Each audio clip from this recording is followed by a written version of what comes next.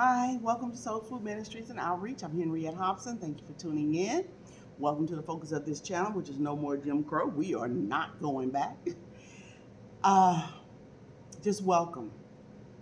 Welcome. It's something else came to my mind that I didn't say in any of the other videos because they just kind of didn't relate to, not that I stay on track with formality so much, but I wanted to throw this out there because I think that it's a great idea for those that would be interested. It's just an idea. You can take it or leave it.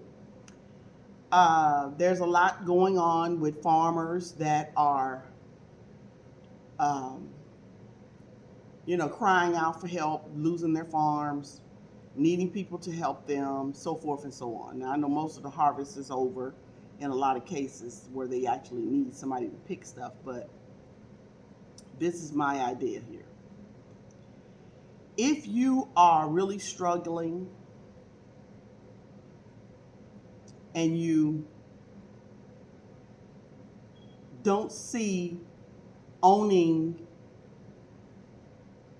land of your own or what have you, you've been trying, you can't seem to get, a leg up on all this and all. My idea was make a deal with these farmers. You give me half of your farm legally, papers and all. We go in as partners, not sharecroppers, but partners. And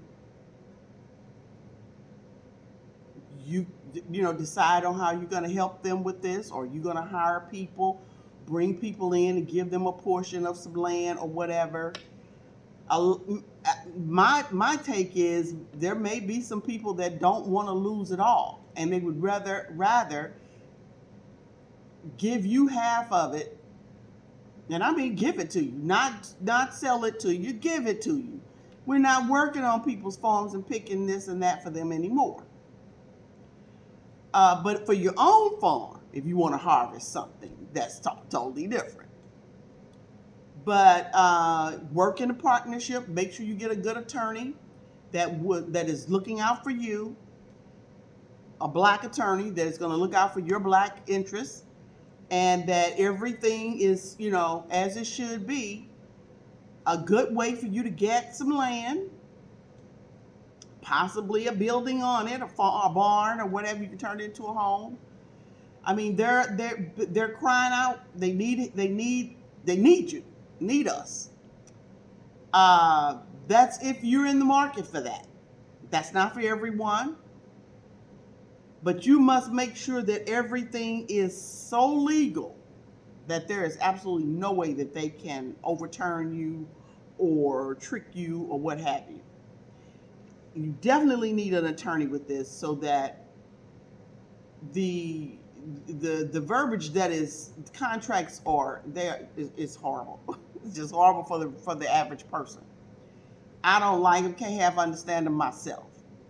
There are people more educated than myself, and they still will go and get them an attorney or someone to break this thing down because it's sneaky ways, put in loopholes and all that. But that was just an idea to be able to break into the farm life, homesteading, to get some land. You may have to go and work it. But if you know some people that will come out and work, part of the deal to help these people, whoever they are, that really want to keep their family farm. Some of them are going to be too proud, and they're not going to want to give anybody black anything. But you know what? If you want me to help you, you're going to have to give it to me because it's mine anyway. A lot of them stole it from, black people. Ran them out of town, murdered them, killed them, the Klan, all that. And so they are not necessarily giving you anything. It belongs to you. And if they want your help, you have the leverage now. It's if you are willing to lower your standards on, you're not going to get out in the fields for any reason, and you're not if you don't own the land. You don't own the building own the buildings on the land, the water on the land, the electricity that's make sure the wells and all that's on that land is yours, and or that is on the land that part and that you don't get the worst part of the land, and that they have to share whatever the well is on there with you until you can you really need to make sure you have an attorney that really knows how to work that out. But it's a good way to own some land without having to purchase it with money that you don't have, or trying to borrow and pay something back, because they don't want to give us reparations. That's one way of getting some I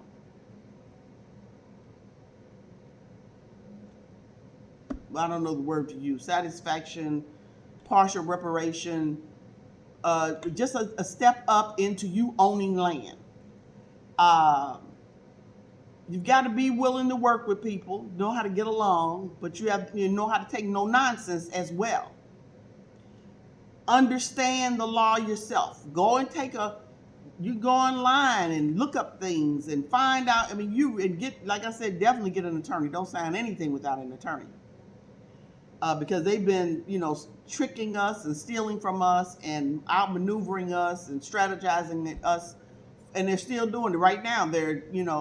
Trump is trying to take those seats from the people that voted for their representatives, and so there's a lot of that going on right now. But strike while the iron is hot, people are desperate. They really do want to keep their farms, and they don't want to lose them. Get in on the land situation. Make sure the taxes are not going to be all yours to take care of and have to pay. Have them pay if you really don't have anything, right now. Have them pay the taxes on it for the next 5 years or so to give you an opportunity to get up on your feet. Whatever it is that will help you own something and own your own land. You may have to get out in the fields and work for it on your own land, not for them as their workers. So, and learn the business, partnership, become a partner. But, there's if we will be wise about it, there are ways to advance in this situation the way it is. I don't know how it's going to work, if anybody would even try it. I just had the idea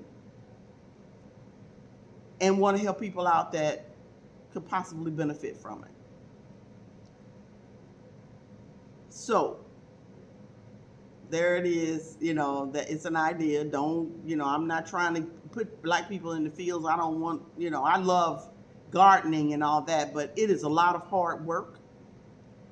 I don't want to see another black person in the field that looks like they, in the slave times and sharecropping, Jim Crow.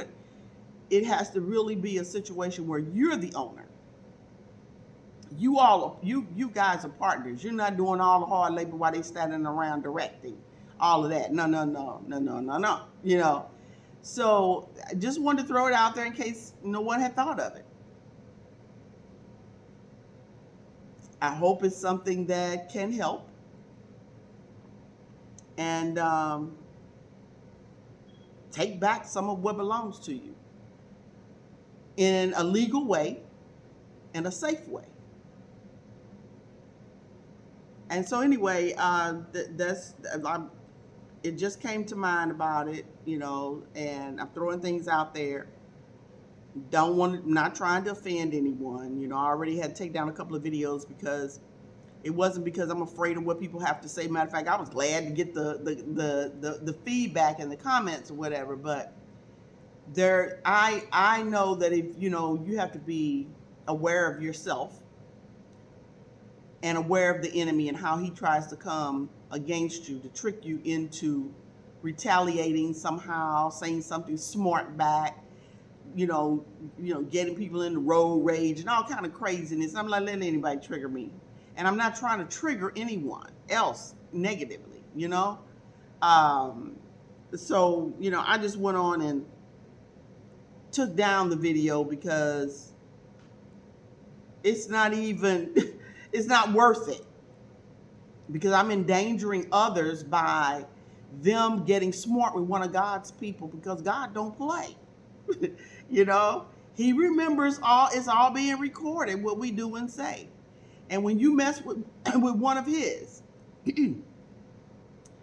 true children, he is there on it for us, making sure that we're protected and the consequences, they do follow. And I'm not trying to trigger anybody into getting into more trouble with God than what they already are. And I definitely don't want myself getting in, any unrighteous position of getting angered or offended because someone says something, this or that. You know what? My life belongs to Jesus. It doesn't matter, what anybody else really thinks about anything. Really. But because he wants us to be our brother's keeper and to not offend each other, unnecessarily. I mean, there are times, yes, you got to expose some things. You got to, put things out there. You have to, we're trying to help by doing, sending out information and what have you. But to deliberately provoke and not care one way or the other about, even though these people, some people, they may look like me, may be Black Americans, but they're not my brothers in Christ because they're not born again. But they're my brothers in the sense of another Black American. So, all of these things have to be looked at when you are a real Christian. And you cannot have your pride all up in, you can't be all up in that pride trying to, this is not God, that's not his heart, that's not the way he wants, when he got with the Pharisees, he got with them. He didn't care because it was a righteous thing.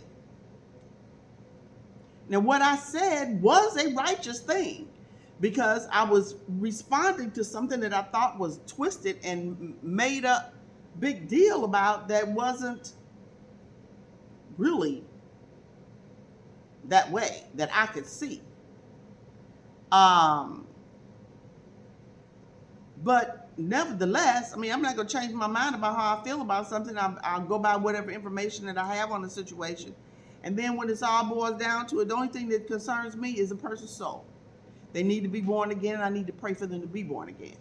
Pray for the Lord to draw them, that kind of thing. Draw them out of the darkness into the marvelous light of Jesus Christ.